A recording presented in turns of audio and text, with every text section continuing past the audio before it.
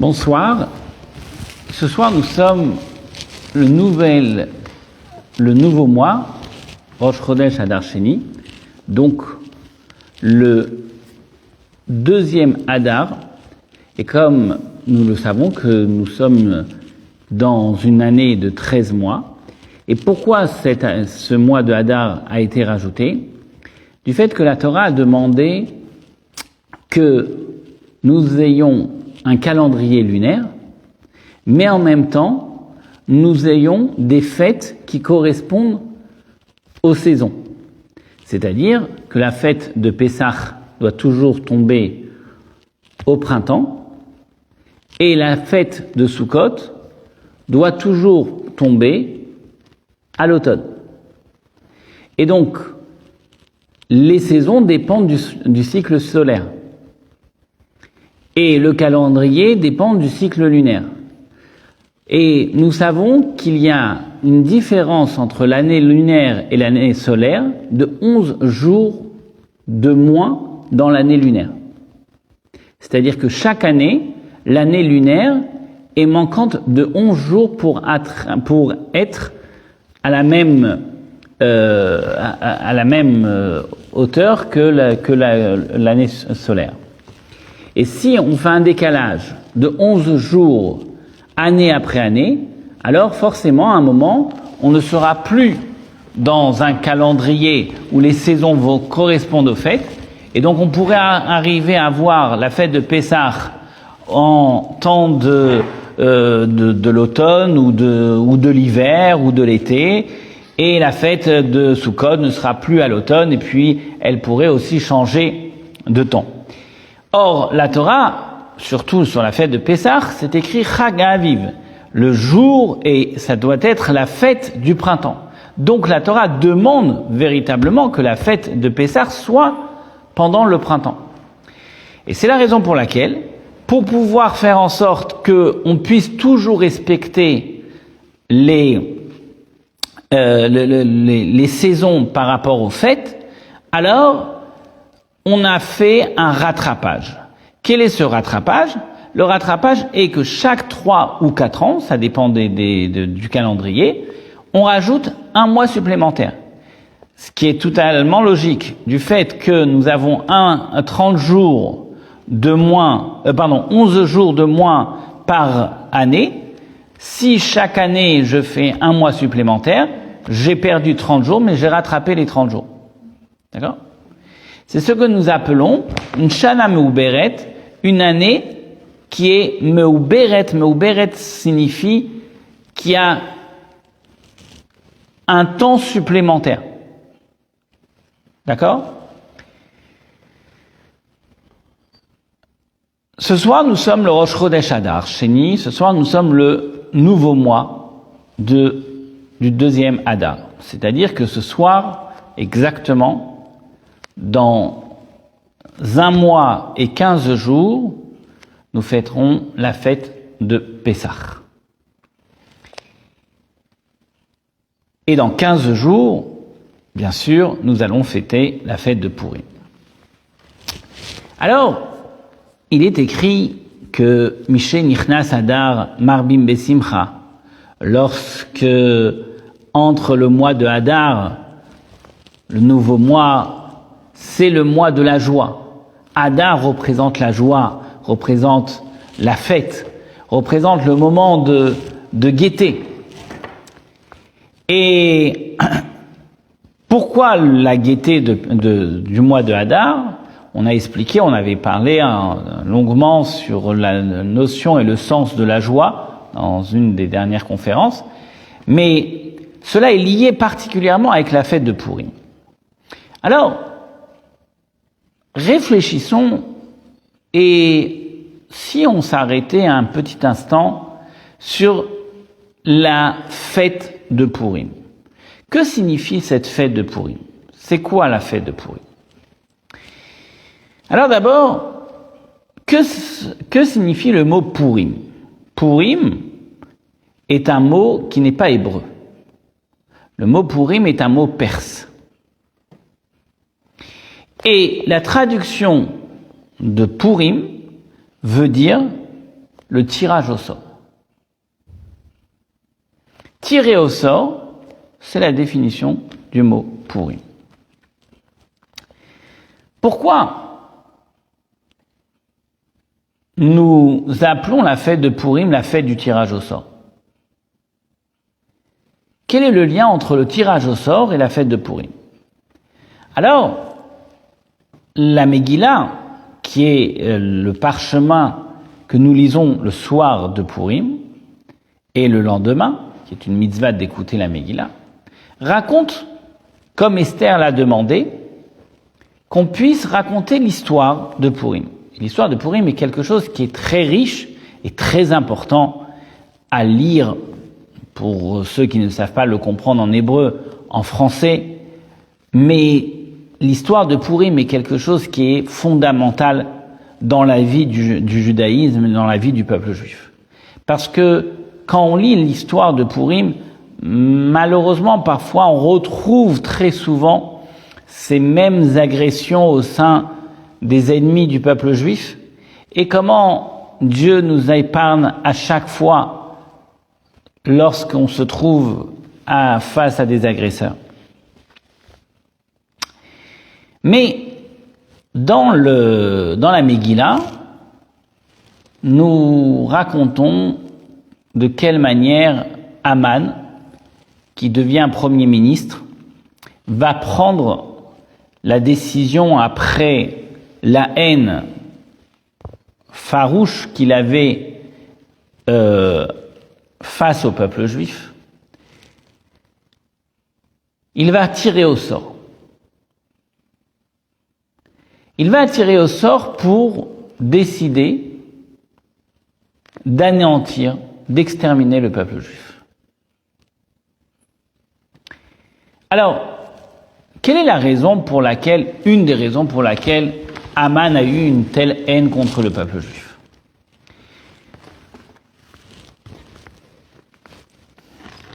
C'est écrit dans la Megillah que Haman avait le sceau du roi. Et quelque part, étant donné qu'il était le Premier ministre, il se prenait un petit peu pour une divinité. Et donc, il donna l'ordre que toute personne qui devait se trouver sur son chemin avait un devoir de se prosterner à lui. Se prosterner à un homme, c'est formellement interdit dans la Torah. On n'a pas le droit de se prosterner devant un homme. On ne se prosterne que devant Dieu. Lorsque Mordechai était sur le chemin de Haman, alors Mordechai, lo ichrav lo ishtachave. Mordechai ne s'est jamais prosterné devant Haman, et le fait de ne pas avoir cette reconnaissance de la part de Mordechai, alors cela a fait monter chez Haman une haine de dire que si Mordechai ne se prosterne pas, c'est parce qu'il est juif, et parce que la Torah lui interdit de se prosterner à un homme, alors je vais décider d'exterminer Mordechai et tout son peuple.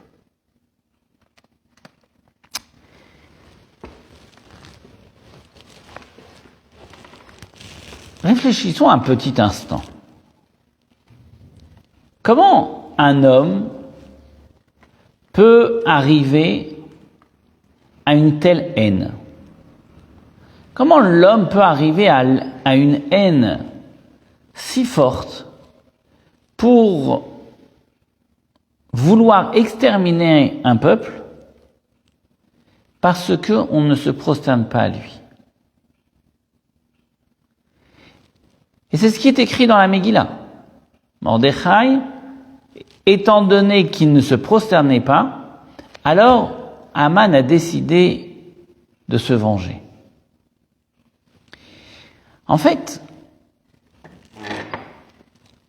quelle est l'interdiction thoraïque de se prosterner? Pourquoi il est interdit de se prosterner? Tout simplement Parce que la notion de se prosterner devant quoi que ce soit est un signe d'idolâtrie. Et de donner une reconnaissance à un pouvoir qui serait autre que le pouvoir divin. Et c'est là où est totalement interdit de se prosterner devant n'importe quelle statue ou devant n'importe quel être, parce que à partir du moment où je me prosterne, que Dieu préserve, cela représente en moi un signe de reconnaissance à l'idolâtrie. Mais Haman avait un égocentrisme, avait une perception de sa personne qui était surdimensionnelle. Et donc, cet ego ne pouvait pas cohabiter avec Mordechai. Pourquoi ? Parce que c'est quoi la définition de Mordechai ? Mordechai Hatzadik, Mordechai qui est le chef, le guide spirituel de la génération. Mordechai est justement l'opposé de Haman. Car toute la grandeur d'un tzaddik, toute la grandeur d'un juste, d'un saint homme, c'est justement d'avoir une non-existence totale devant son Créateur. Et toute la définition d'un tzaddik, pourquoi on dit en effet qu'il est tzaddik, pourquoi en effet on explique qu'il est juste, qu'il est intègre, parce que son intégrité est de sorte que toute son existence n'a pas une véritable existence. Et qu'il prend conscience que toute son existence est uniquement grâce à Dieu. Et dans ses faits, dans ses gestes, dans sa pensée, dans sa parole, dans son action, dans sa manière d'être, jour et nuit, c'est un homme qui n'a aucune existence pour lui, car tous ses faits et gestes sont en adéquation totale avec le service et la volonté de Dieu. Donc l'annulation, la soumission la plus totale. Et ça, c'est la définition du tzaddik. Et c'est justement parce que le tzaddik, comme Mordechai et comme plusieurs autres tzaddikim, ont ce niveau de non-existence devant Dieu, qu'ils ont cette communication directe, cette possibilité d'émettre et d'apporter des bénédictions, des messages divins, etc. Parce que justement, du fait qu'ils n'ont pas d'existence propre devant Dieu, c'est ce qu'il fait d'eux, tout simplement, un réceptacle de bénédiction.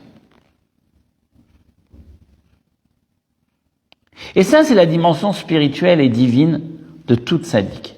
Et si un tzaddik, un juste, n'a pas cette intégrité, ne peut pas être appelé un tzaddik, ne peut pas être appelé un rabbi, ne peut pas être appelé un homme intègre. Parce qu'un homme intègre, il n'y a pas un fait ou un geste qui ne serait pas en adéquation avec la volonté de Dieu. Il n'y a pas un fait ou un geste qui n'est pas en accord avec le Shulchan Aruch, la table dressée. C'est-à-dire le code de loi de toute la Torah. Et c'est pourquoi des tzadikim, des saints, des justes, il n'y en a pas énormément. Comme c'est écrit que lors de la création du monde, Dieu a vu que les tzadikim, ils n'étaient pas nombreux, alors Amad Veshatlan Bechol Dor Vador, il a décidé d'en mettre un petit peu dans chaque génération. Pourquoi un tzaddik a une telle importance dans une génération ? Pourquoi on a tant besoin d'un tzaddik dans une génération ? Alors le verset nous dit la chose suivante. Le verset nous dit tzaddik yesod olam. Tzaddik, c'est un juste, c'est le fondement même, c'est le pilier de l'univers. C'est le pilier du monde. C'est sur lui que le monde repose. C'est sur lui que tous les mérites du peuple juif, lorsqu'ils ont une demande, alors ou leur mauvais comportement, c'est le tzaddik qui prend et qui compose et qu'il prend sur lui cette capacité de pardonner, de demander à Dieu pardon pour le peuple juif. Et comme le Talmud nous explique que dans chaque génération, il y a 36 tzadikim cachés. C'est-à-dire que une génération ne peut pas exister s'il n'y a pas un tzadik dans sa génération. Et c'est pas seulement qu'il n'y en a pas, mais il y a 36 tzadikim dans chaque génération que personne a connaissance qu'ils existent. C'est-à-dire que vous pouvez les croiser dans la rue, eux savent qu'ils sont tzadiks, eux savent qu'ils ont cette inspiration divine, eux sont des hommes totalement irréprochables et qu'il n'y a pas un fait, un geste qui n'est pas en adéquation avec la volonté de Dieu, mais ils n'ont pas l'autorisation de se révéler. Et donc personne dans le monde les voit ou les croise avec la connaissance qu'ils sont tzadiks.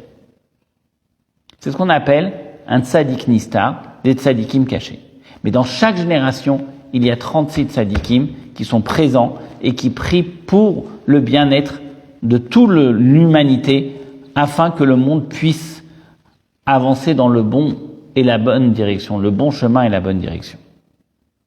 Donc, ça c'est justement le sens même de la profondeur, de la dimension spirituelle de Mordechai. L'homme le plus intègre et l'homme le plus le plus annulé devant Dieu de sa génération. Lorsque Mordechai se retrouve face à Haman, où Haman c'est l'extrême opposé de cette humilité, où Haman c'est l'égocentrisme jusqu'à un point de décider et de demander que on se prosterne à lui. Certes que cet orgueil face à cette humilité n'est pas compatible. Et c'est pourquoi Haman ne peut pas accepter de voir un homme d'une telle intégrité, avec un tel respect de ses valeurs, dans une telle humilité, qu'en lui, il est juste à l'opposé de tout cela. Et c'est pourquoi, chez lui, cet ego va prendre une telle proportion, une telle dimension, qu'elle va malheureusement l'amener à la haine viscérale de tout le peuple juif.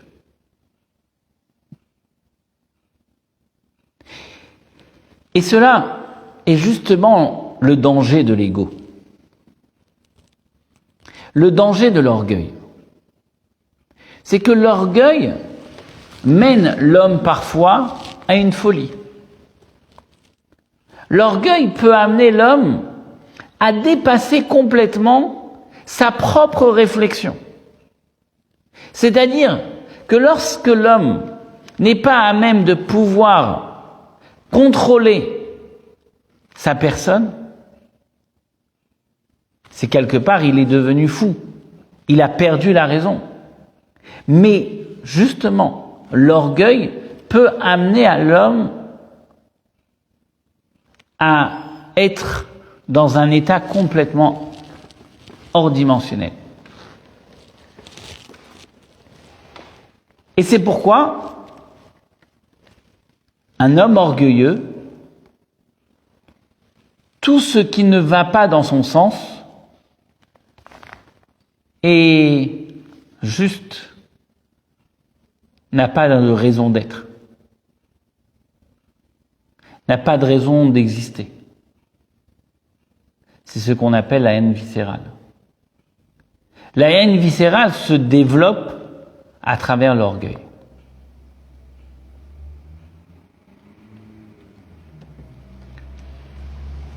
Et c'est pourquoi le judaïsme est fondé justement sur cette valeur d'humilité. À tel point que la Torah nous dit, Akadosh Baruch Hu dit, Einani ve'u yocholim lador b'makom echad. Dieu dit, moi et l'homme orgueilleux, je ne peux pas cohabiter avec lui. Je n'ai pas de place. Dieu fuit l'homme orgueilleux.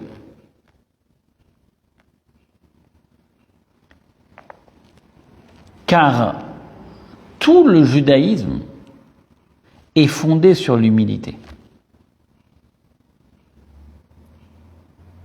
L'humilité est la base du judaïsme.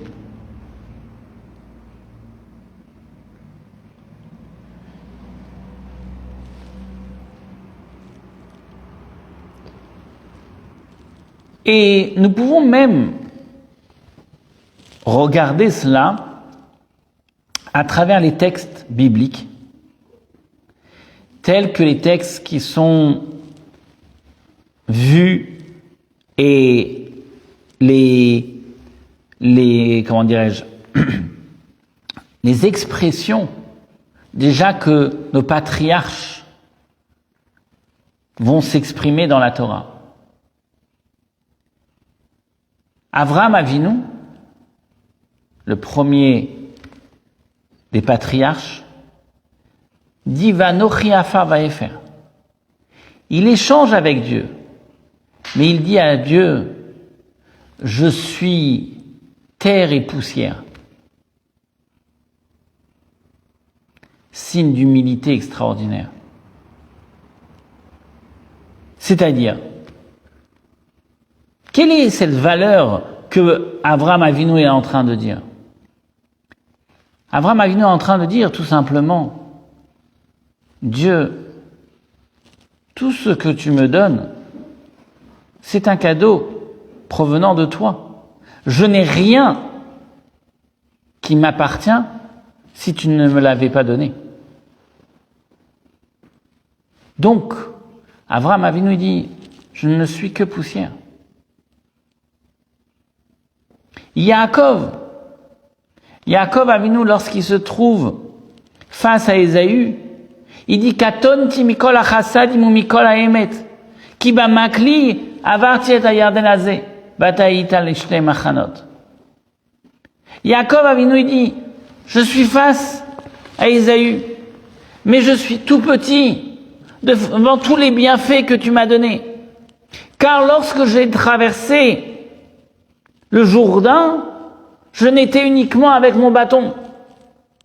Et maintenant, je me trouve devant toi avec 2 camps où il y a, Dieu merci, 13 enfants, 12 enfants, les femmes, les troupeaux et ainsi de suite. Et qu'est-ce que Rashi nous dit? Yaakov Avinu dit, qui dit que tout ce que j'ai aujourd'hui, je suis méritant de l'avoir? Peut-être qu'à un moment dans ma vie, je ne me suis pas comporté comme tu le voulais, et donc je ne mérite pas tout ce que tu m'as donné. Et il dit, je suis tout petit devant toi, Dieu.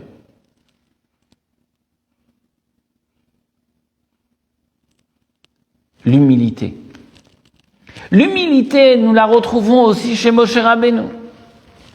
Moshe Rabbeinu dit, Moïse dit dans la Torah, il dit, Moshe, Vaïsh Moshe hayanav mikol ha'adam asher al pnei adama.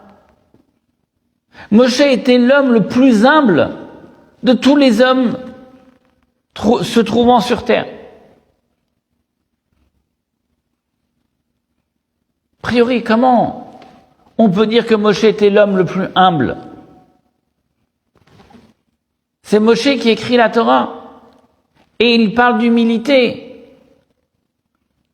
Comment lui-même peut dire, Dieu peut lui demander d'écrire qu'il est l'homme le plus humble. Et pourtant, c'est écrit dans la Torah. Mais les commentateurs expliquent. Quelle était l'humilité de Moshe? L'humilité de Moshe, c'est quoi la définition de l'humilité? C'est de dire que ce que je suis, les autres ont aussi, et ils font mieux que moi. C'est ça l'humilité, c'est de trouver que j'ai rien d'extraordinaire. Mais qui pouvait être à égalité de Moshe? Avec qui Moshe pouvait se comparer pour dire qu'il était plus humble que les autres? Personne n'avait les forces et le dévoilement que Dieu a donné à Moshe. Moshe était unique. Alors comment on peut parler d'humilité? Et nos sages nous expliquent que Moshe a dit la chose suivante. Si Dieu avait donné ses forces à une autre personne, alors il aurait fait bien mieux que moi.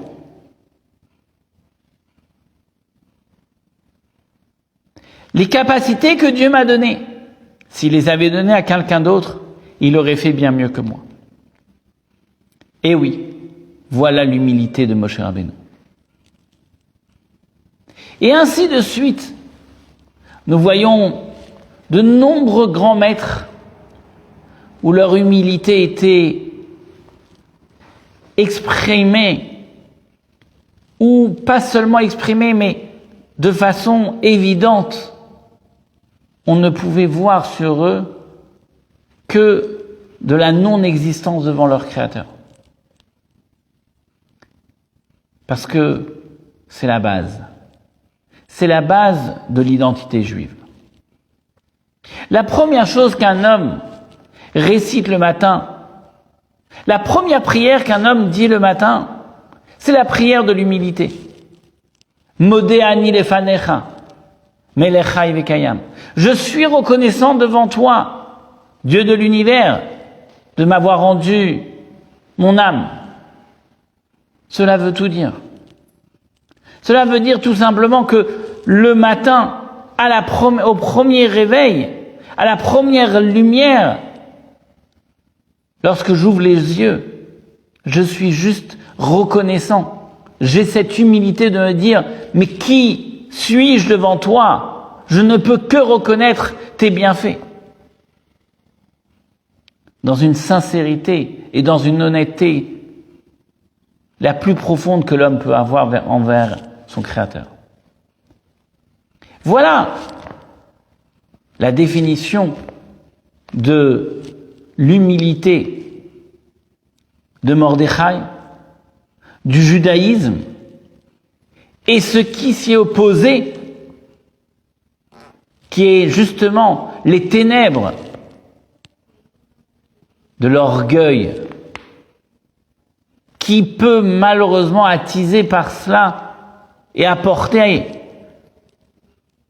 de la haine jusqu'à, que Dieu préserve, vouloir exterminer le peuple juif.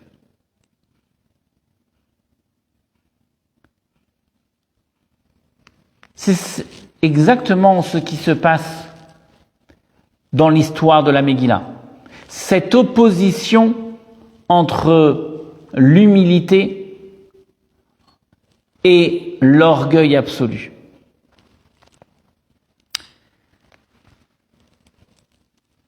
Aman, étant un homme si orgueilleux, qu'il est certain d'avoir Dieu à ses côtés. Et donc lorsqu'il va décider de détruire le peuple juif, il va même aller plus loin. Il va décider que c'est pas lui qui allait choisir la date de la destruction. Et c'est pourquoi la Megillah nous raconte que Ipilpur ou Agoral, Aman va dire maintenant je vais détruire ce peuple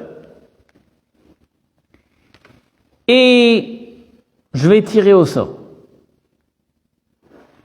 Et il fait un tirage au sort, et ce qui sort de son tirage, c'est le mois de Hadar. Et ensuite, il fait un tirage au sort sur le jour du mois de Hadar, et il tombe sur le 14 Hadar.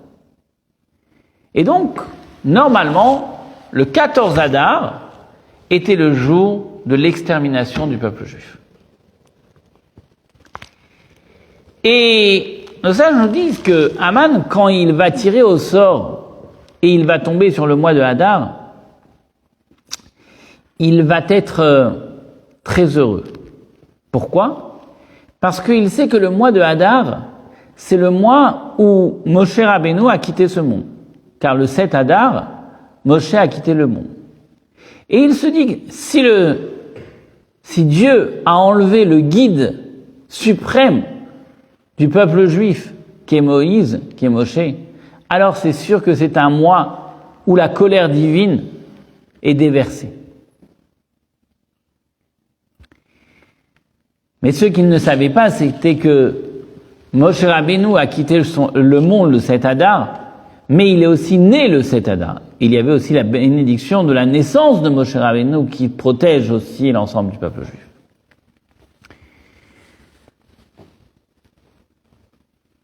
Maintenant, après avoir décidé et tiré au sort la date de la destruction du peuple juif, il fallait maintenant annoncer cela au roi. Il fallait maintenant que Achashverosh, qu'Assuérus, accepte ce décret. Alors quelle va être la doléance que Haman va faire devant Achashverosh? Alors il va dire tout simplement, Yeshno am echad mefuzar umeforad ben amim vedaten shonot mikolam. Il y a un peuple qui est éparpillé à travers les 127 provinces, les nations. Vedaten est leur identité, leur religion, Shonot Mikolam, est différent de toutes les autres religions. C'est-à-dire, ils ne sont pas comme les autres.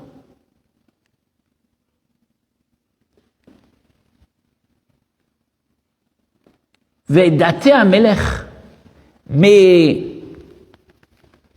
la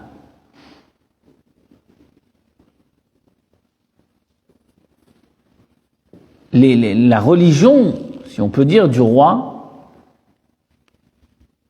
est une amosim, celle-ci ne la font pas.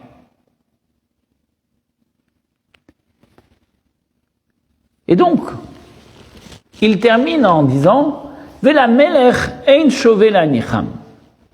Et donc, pour un tel peuple, il n'y a aucune raison de laisser un peuple vivant qui, quelque part, déroge complètement aux coutumes, aux usages des pays. Quelle est la réflexion de Haman? Qu'est-ce qu'il est en train de dire? Ils ont quelque chose qui est complètement différent des autres. Ils sont éparpillés parmi les autres. Et leur identité n'est pas comme les autres.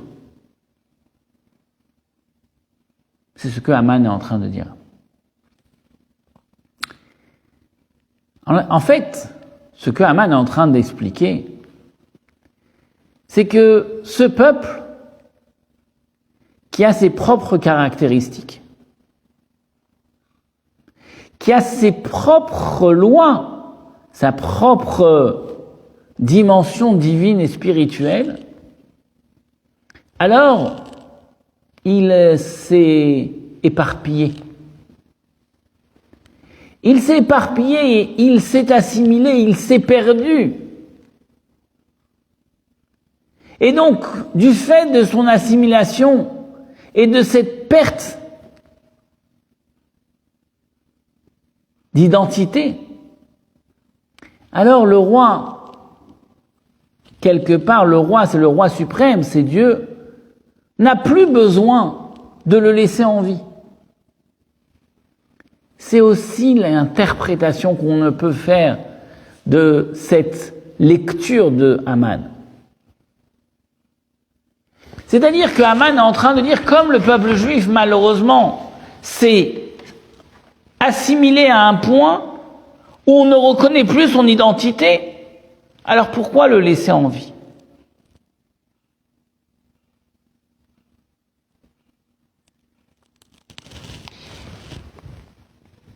Et la réponse, c'est que Mordechai prend conscience de la doléance et du décret de Haman. Alors, la Megillah nous raconte Mordechai yada et kol asher na'asa. Mordechai prend conscience de ce qui s'est passé.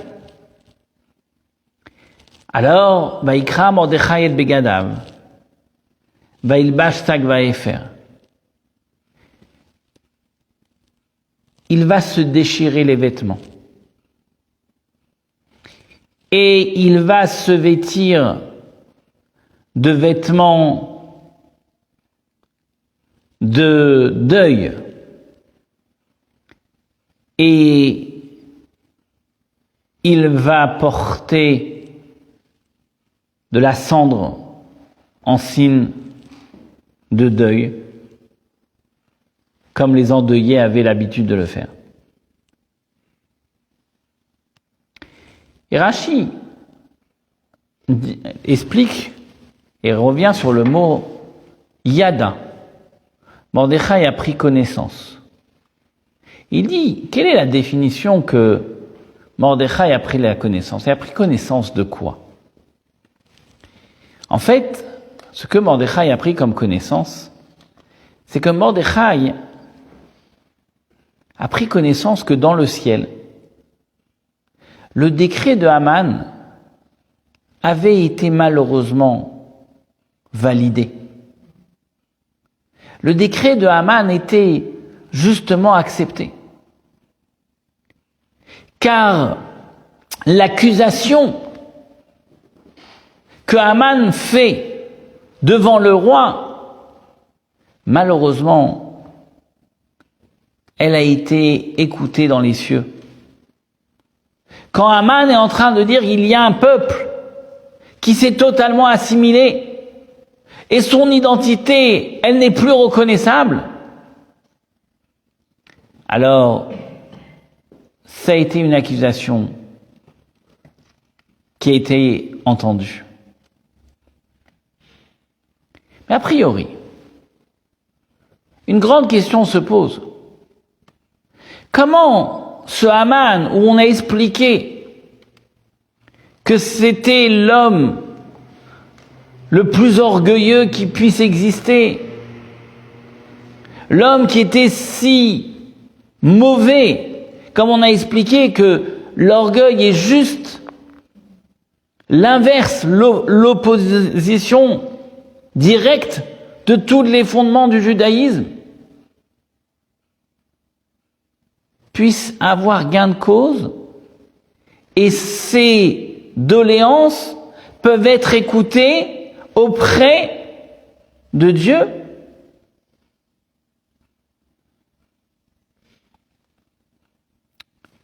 Alors, ce que nos sages nous disent.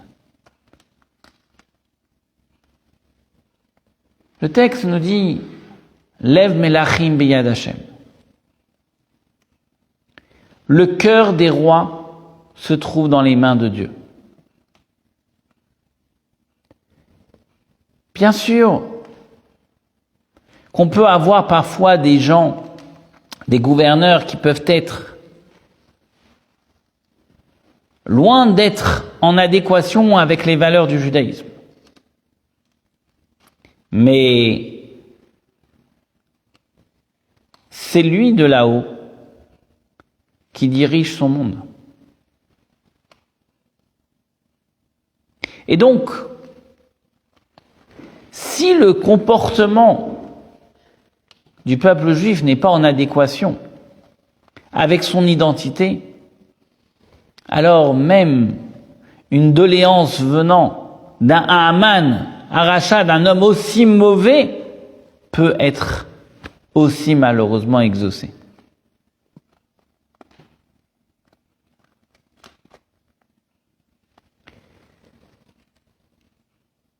Qu'est-ce que Mordechai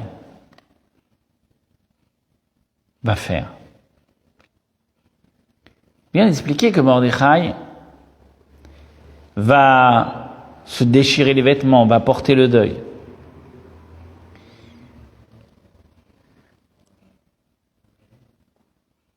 Et la Megillah nous raconte comment Esther, la reine, envoie son premier conseiller, Hatach, et elle demande que Mordechai enlève immédiatement ses vêtements et qu'il arrête son deuil.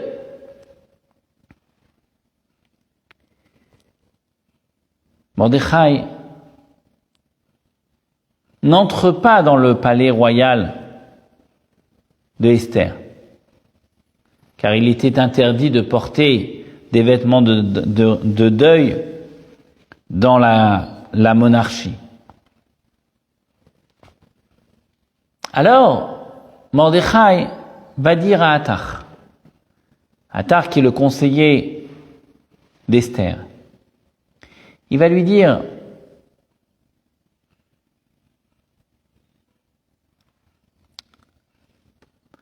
le message que tu vas donner à la reine, c'est que l'heure est grave et que maintenant le moment est venu d'agir.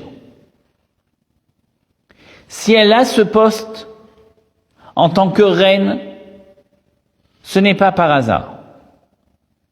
Elle a un devoir d'action.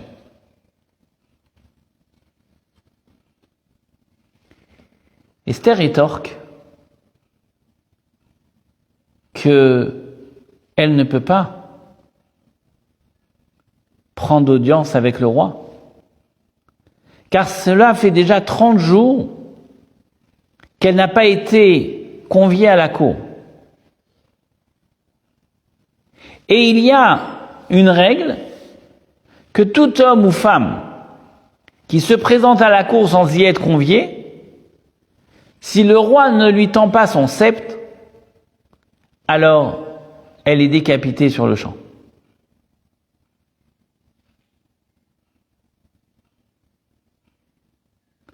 Et Esther dit à Mordechai: ce que tu me demandes est de mettre ma vie en danger. Mordechai répond: Esther, l'heure est grave et tu as un devoir d'agir.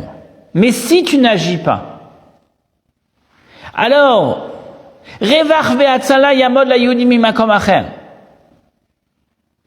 ve'atu avir toveidu. Dieu trouvera une autre façon de faire pour sauver son peuple. Mais toi et la maison de ton père, Tovedu, seront perdus. C'est-à-dire, ta raison d'être sur terre n'aura aucun sens.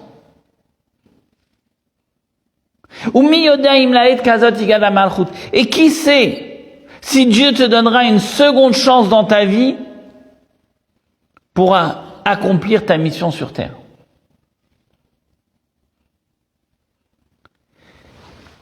Mordechai est en train de lui dire, en d'autres termes,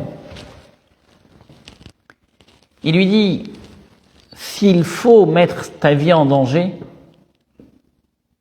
mets-la. Car il n'y a pas de choix. Maintenant, il faut agir.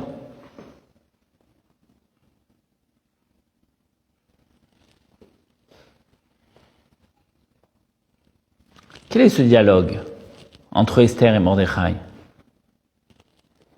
C'est que Mordechai est en train d'expliquer que tout simplement, ce qui est en train de se passer, c'est dans les cieux que cela se passe. C'est que là-haut, on a décidé malheureusement que il faut agir. Le décret a été validé et accepté. Donc, l'action qu'elle va mener pour prendre audience avec le roi, ce n'est pas juste une action physique, mais il y a derrière tout cela une action spirituelle. Esther comprend très bien le message de Mordechai, qui était son oncle.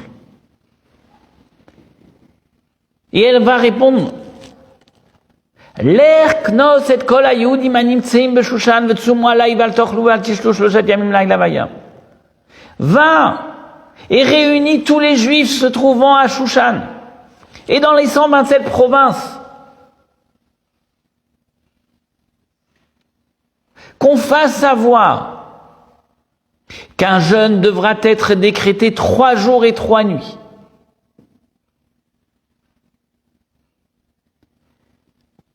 Rashi nous dit que dans ces 3 jours de jeûne, la fête de Pessah faisait partie de ces 3 jours. Et ils ont jeûné le jour de Pessah.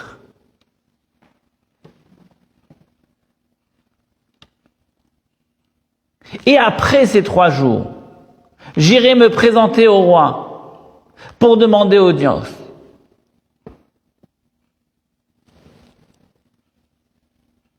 Quels sont ces 3 jours de jeûne? 3 jours de jeûne équivaut à 3 jours de repentance. C'est-à-dire que Esther est en train d'expliquer à Mordechai la chose suivante. Si malheureusement le décret de Haman est parvenu parce que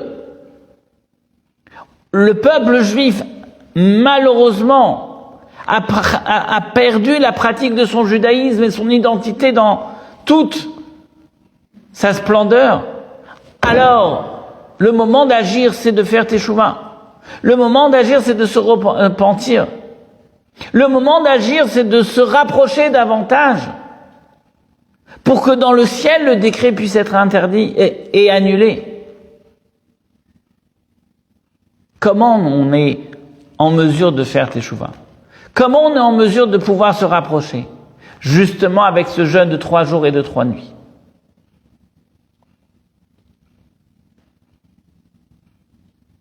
Au bout de ces 3 jours et ces 3 nuits de jeûne, Esther va aller se présenter au roi.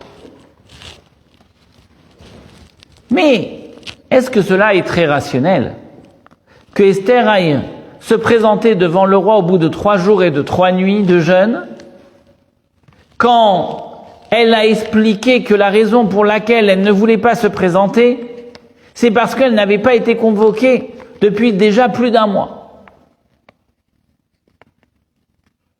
Si justement elle doit faire quelque chose, c'est certainement pas jeûner,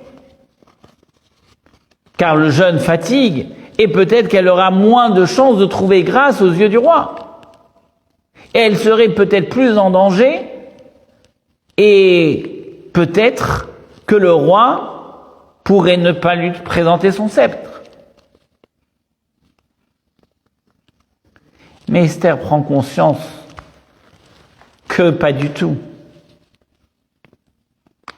Ici, ce n'est pas le fait de se présenter au roi qui change quelque chose.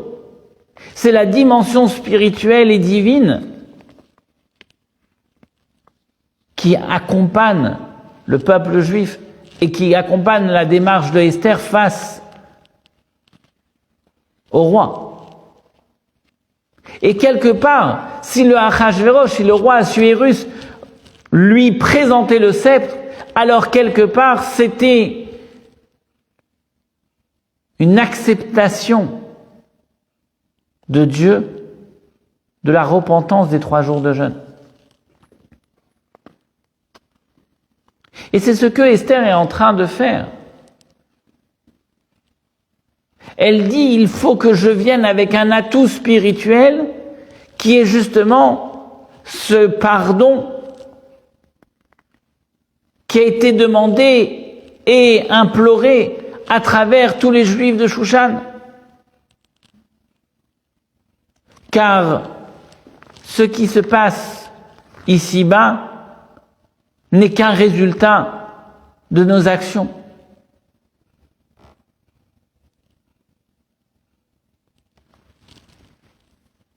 Au bout de 3 jours de jeûne, lorsqu'Esther se présente devant le roi, alors le roi va lui présenter le sceptre. Et là déjà, Esther prend conscience qu'on est à la lueur d'un début de lumière.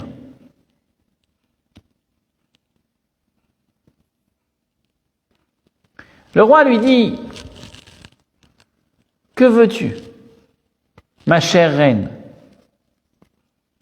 Je serai prêt à te donner jusqu'à la moitié de mon royaume. »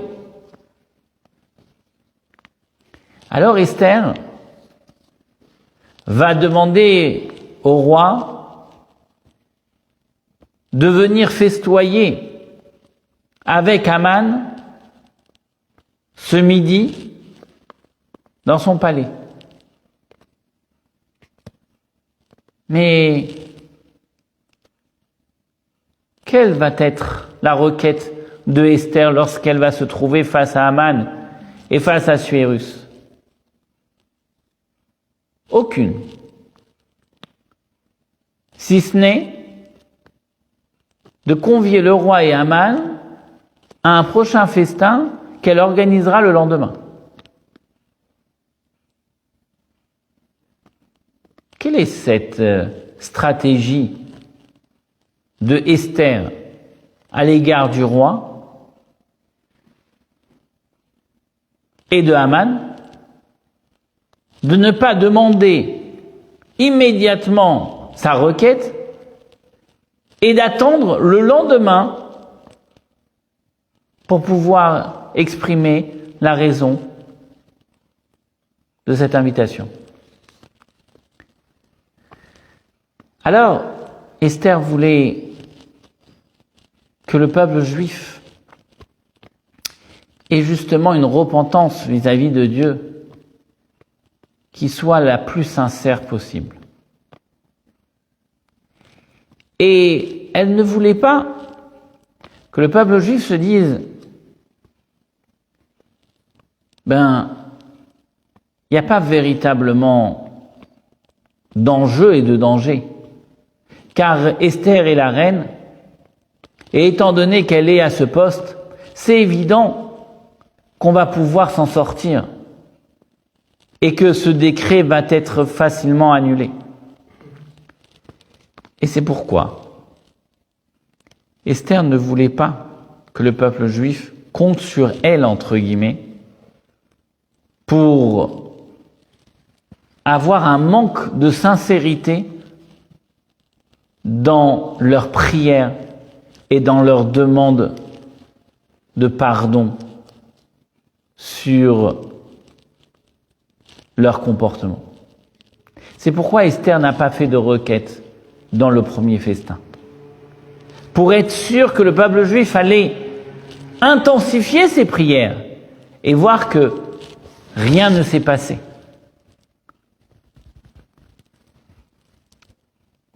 Le peuple juif après avoir jeûné, prié, étudié, augmenté dans tous les domaines, alors la Megillah nous raconte que la nuit entre les deux festins a été une nuit mouvementée. La Megillah nous dit Balayla hahu nadeda shnat hamelech. Cette nuit-là, le sommeil du roi a été perturbé.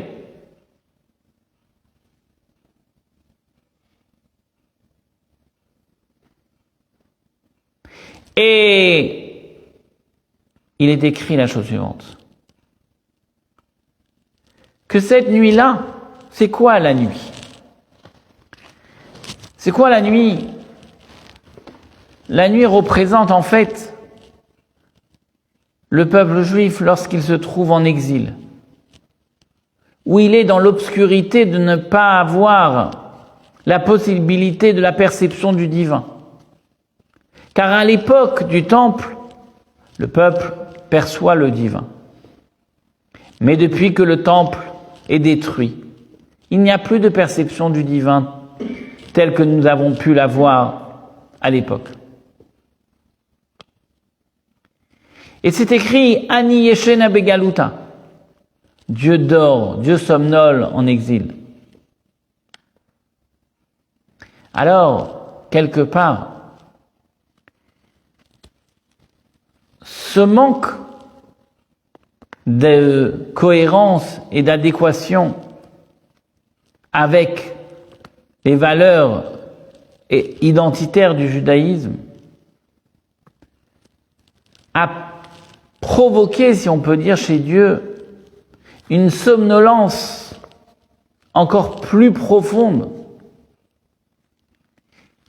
Et la teshuva, la repentance du peuple juif, a perturbé le sommeil, divin, a perturbé cette somnolence de Dieu à l'égard de son peuple. Car Dieu a vu que la repentance est insincère.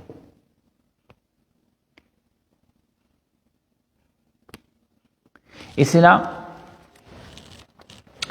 où le roi dans la Megillah va demander de Haman de prendre Mordechai et de le faire tourner dans les rues de Shushan avec les vêtements du roi et le cheval du roi, et dire ainsi fait-on à l'homme que le roi veut honorer. Et là, nous sommes au début de la délivrance. Nous sommes au début de la lumière. C'est lorsque la lumière prend le dessus sur l'obscurité. Lorsque la lumière du judaïsme, des valeurs d'humilité de Mordechai, lui se retrouve sur le cheval du roi, et le Haman égocentrique, le Haman rempli d'orgueil, c'est lui qui va tirer la lumière de Mordechai, l'humilité de ce tzaddik, de ce saint homme, et c'est sur lui qu'il va crier dans les rues de Shushan, ainsi fait-on à l'homme que le roi veut honorer. Et c'est ce qui fait que toute l'histoire bascule. C'est ce qui fait que toute l'histoire de cette obscurité, de cet égocentrisme, de cette haine qui amène malheureusement la destruction massive du peuple juif, va se renverser. Mais à quel moment, comment elle se renverse? Parce que justement, le peuple juif va se mettre à jeûner pendant 3 jours et 3 nuits, va justement demander une repentance, une teshuva, qui est profonde, qui est sincère. Et c'est ce qui peut faire basculer, justement, l'état de l'univers. C'est ce qui peut faire basculer l'état d'un monde obscur vers un monde de lumière. C'est nos actions. C'est l'action de l'être humain quand il va agir de façon positive et droite, honnête, en cohérence avec son Créateur, qu'il peut justement faire basculer que la lumière va chasser cette obscurité.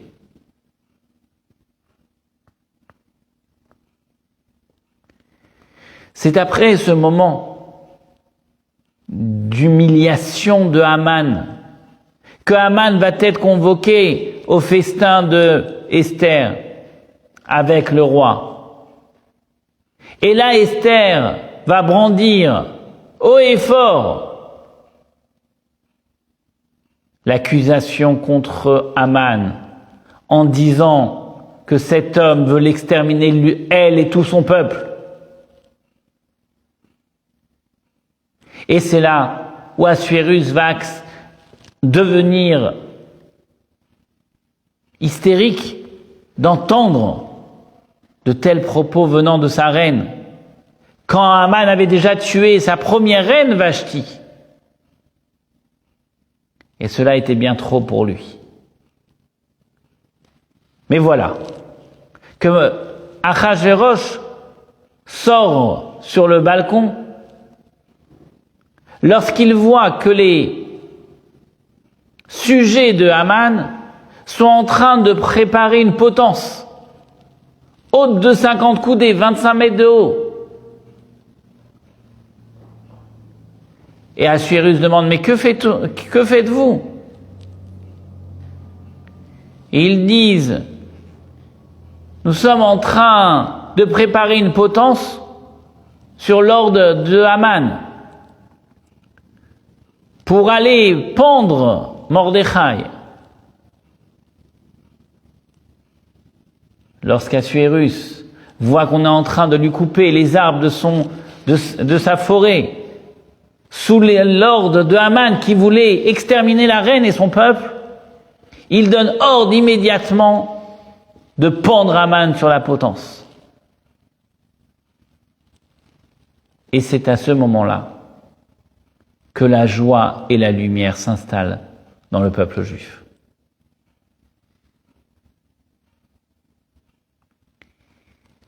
C'est la raison pour laquelle la fête de Pourim est appelée la fête du tirage au sort. Là où Vena Forhu. C'est la fête où tout a basculé. Tout s'est transformé. Pourquoi tout a basculé? Parce que justement, c'était là, dans l'obscurité la plus dense, que la lumière la plus grande a pu jaillir.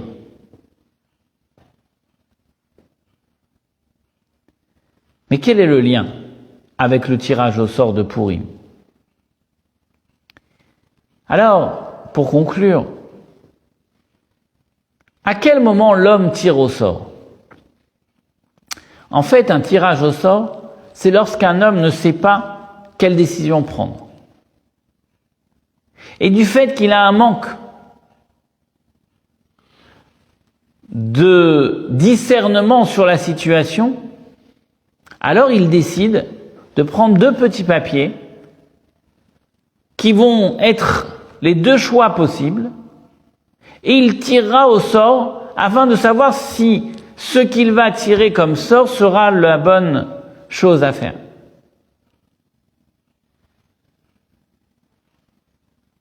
Et c'est justement ce que Haman a fait. Mais cette notion de tirage au sort veut dire, quelque part, que j'annule ma propre réflexion et que j'accepte que ce que Dieu aura décidé pour moi sera le bon choix. C'est ça le tirage au sort. Et c'est ce que justement Haman a fait. Mais c'est ce qui a permis que le tirage au sort qui est de remettre sa propre volonté dans les mains de Dieu, eh bien c'est de là-bas que Dieu a eu pitié du peuple juif et que le peuple juif, à travers sa repentance, a réveillé la dimension divine de là où le tirage au sort avait été fait pour faire basculer toute la situation. Et c'est la raison pour laquelle nous avons gardé en mémoire le Purim. Purim qui veut dire tirer au sort. Parce que justement, cette dimension du tirage au sort, c'est atteindre l'irrationalité la plus haute, là où l'homme n'est plus capable de pouvoir agir. Mais c'est de là-bas où le décret est parti. Et c'est de là-bas où il y a aussi la possibilité de changer le mauvais en bon par la repentance du peuple. Et c'est justement un des messages de Purim. Le message de Purim est de dire que nous sommes tous des acteurs. Nos actions ont une signification. Nos actions peuvent justement faire basculer l'obscurité avec un peu de lumière. Et il ne faut jamais se sous-estimer. Il ne faut jamais penser si je mets les téphilines ou je ne les mets pas, si je prie ou je ne prie pas, si je fais une bonne ou mauvaise action, après coup, quelle va être la différence pour l'ensemble de l'humanité ou de l'univers? Viens la fête de Purim et t'apprends que justement, comment le monde, comment la lumière a jailli sur l'obscurité, c'est parce que les actions menées par le jeûne, par la repentance, par l'action du peuple juif, a permis de transformer l'obscurité en lumière. Et cela est justement la signification de la fête de Purim. Sachons apporter de la lumière pour nous et l'ensemble de l'humanité, afin que le monde puisse être éclairé de jour en jour dans la droiture et la lumière, la gaieté et la joie. Bonne soirée.